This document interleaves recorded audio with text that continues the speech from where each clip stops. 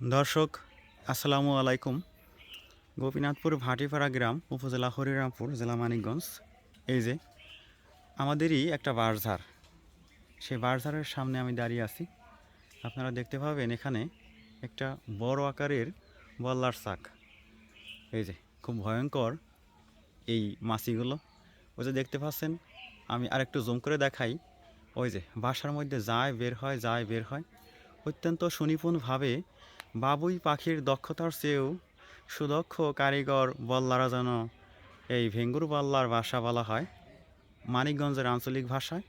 এই ভেঙ্গুর বল্লারা এই ঘরেই বসবাস করে থাকে। দেখুন তো কত বড় একটা ঘর তারা তৈরি করেছে।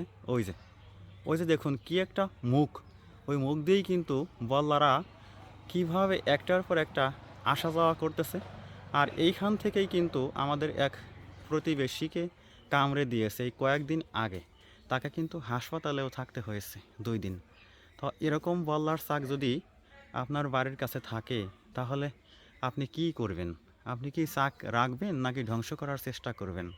সৃষ্টি জগতে যা কিছু আছে তা প্রত্যেকেই কিন্তু মানুষের উপকারের জন্য আল্লাহ পাক সৃষ্টি করেছেন। কোনো কিছুই তিনি অনর্থক সৃষ্টি করেন নাই। তারপরেও অনেক সময়ের ফেরে মানুষের অসচেতনতার কারণে অনেক কিছুই কিন্তু বিপজ্জনক হয়ে ওঠে। সেটা হলো ভিন্ন কথা।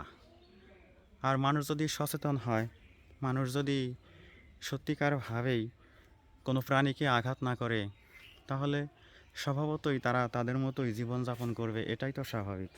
তারা যদি মানুষকে হুমকি মনে করে, মানুষকে ক্ষতির কারণ মনে করে, তাহলেই কিন্তু মানুষের উপর চড়াও হয়ে অ্যাটাক করে থাকে। প্রকৃতিকে রক্ষা করা আমাদের দায়িত্ব, পরিবেশকে বাঁচানো আমাদের নিজেদের স্বার্থেই করতে হবে। পরিবেশ যদি হুমকির মুখে পড়ে, যদি প্রাণী অভিযোজন, প্রাণী বায়োডাইভার্সিটি, প্রাণীর যে অভিযোজন প্রক্রিয়া, প্রাণীর যে নিজস্ব চলাচল বা বেঁচে থাকার যে জৈব বৈচিত্র্য বা প্রক্রিয়া, তা যদি ধ্বংস হয়ে যায়, তাহলে মানুষের সমাজও বিপন্ন হয়ে যায়। প্রাকৃতিকভাবে, ভৌগোলিকভাবে নানা কারণে পরিবেশ ধ্বংসের মুখে পড়ে। এদিকটা মাথায় রেখে আমাদেরকে প্রাণীদের প্রতিও আমাদের কেয়ারফুল হতে হবে, এদেরকে বাঁচিয়ে রাখতে হবে। অনেক প্রাণী আছে যেগুলো আজকে বিলুপ্তির পথে, কিন্তু সেই বিলুপ্তির কারণ মানুষের জীবনের জন্য কাল হয়ে দাঁড়িয়েছে। আর এটা নিয়ে ভাবেন যারা, তারা প্রকৃতিবিদ, পরিবেশ বিজ্ঞানী, অন্যান্য ভাবুক ব্যক্তিগণ, সায়েন্টিফিক মাইন্ড যাদের আছে, তারাই কিন্তু এ সমস্ত বিষয় নিয়ে ভাবেন, মানুষের সমাজটাকে রক্ষার জন্য কাজ করে থাকেন। তো বন্ধুরা, এই ভিডিওটুকু অবশ্যই আপনাদের ভালো লেগে থাকবে। আমরা যদি সচেতন হই, নিজেরাই যদি নিজেদের জীবনকে বাঁচানোর জন্য